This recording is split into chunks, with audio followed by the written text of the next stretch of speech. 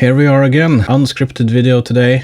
I don't work well with unscripted videos. It just makes me have to edit the video all the time, and you will probably see that in an interview I did on a certain person's channel here in a few weeks. I've been thinking about this thing everyone is thinking about nowadays, of course, generative stuff. Really thinking about what I really think about it, because I have a problem deciding if I think generative AI is a good thing or if it is a bad thing. I see a lot of comments on other people's videos where they are worried, they get depressed. I see also other comments that they think this is going to be a helpful tool. Yeah, I guess you have heard all of the arguments. I also see some YouTube channels or some people in this space kind of downplaying people that are worried. Doesn't seem like they care about the people getting worried. They are just saying that you should change your mindset,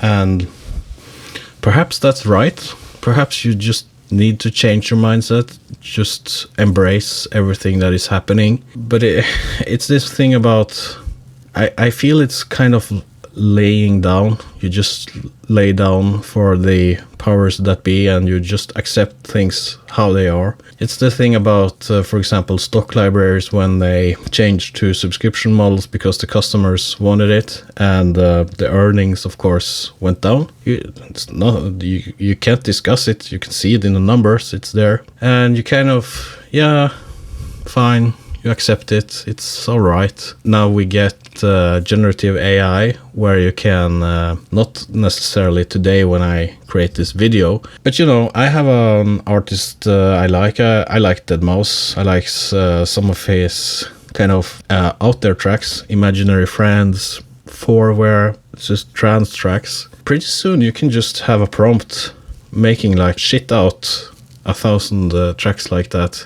And I am probably going to like the tracks as well. So is he going to be out of a job? No, I don't think so, because people know deadmau5 and he gets booked and, you know, he goes out and tours, and I don't think that's going to be a problem. But what about those no-name people hiding behind the keyboard? Maybe you are a guy that's watching this video, you are not on the internet, you don't really care to be a person on the internet, you don't want to be on a camera talking, you really don't want to be known, you know, but you want to create some music, you want to deliver it to your sync libraries, you want to deliver it to stock libraries, you just want to do something, you want to earn money with it, obviously, because you need to put food on your table, you need to pay your mortgage, to buy your index funds, buy your Bitcoin, you know.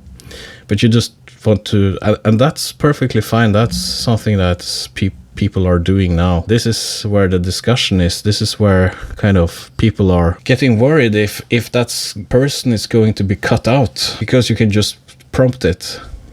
And yeah, I've heard all the arguments. No, it's not good enough. People are going to want to have the human feel. Me and you watching this, we can agree with that. I want to listen to your music, you know, and you want to perhaps listen to mine because you know me. Yeah, not necessarily the big corporations. So we will see what happens. I think we are in a space where we are discussing this issue a lot because we just don't know what is going to happen. Things are happening around our head. After I have posted this video, they're going to go a few weeks or a month or something, and we are going to be presented with something new. So I think it's important to have the discussion. We have to talk about this, and I think it's important to try to be a little humble. I will certainly try to be that, even though I actually feel, honestly, that I am angry, you know. I can't just downplay that. I am. It's just the way it is. But I still think that it could be wise to just sit down.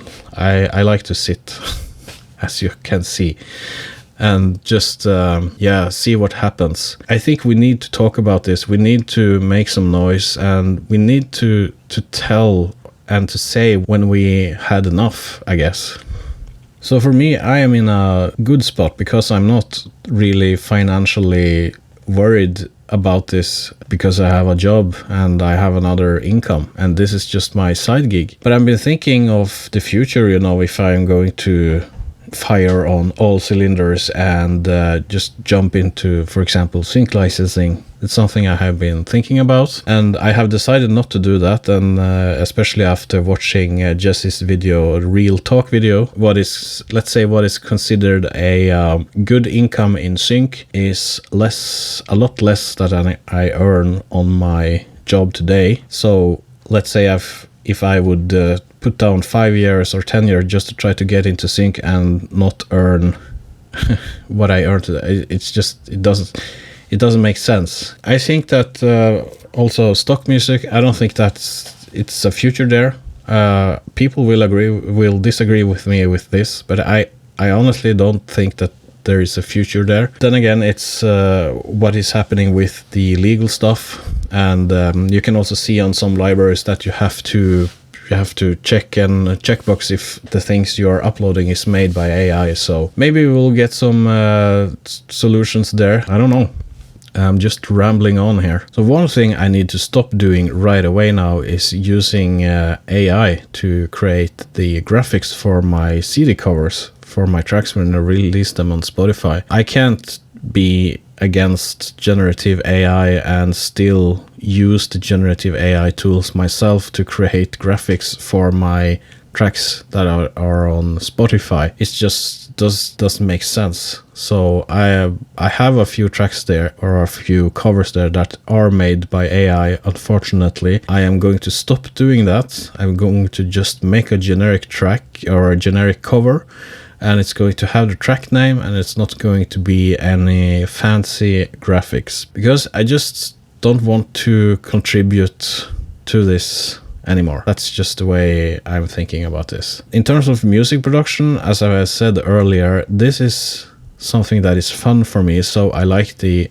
process of music production and not necessarily that I have to release something on Spotify. But I have a few finished tracks now, and I'm going to try to focus on getting those tracks uploaded to DistroKid and other DSPs now, and I'm going to actually probably pause music production for a while because my motivation have gone down in terms of seeing these services. I just have to say that. I'm not going to quit, you know. I have to wait and see what happens. If I start up Ableton Live, I am playing around with the Moog synthesizer here and I have fun. That's the place I need to be in.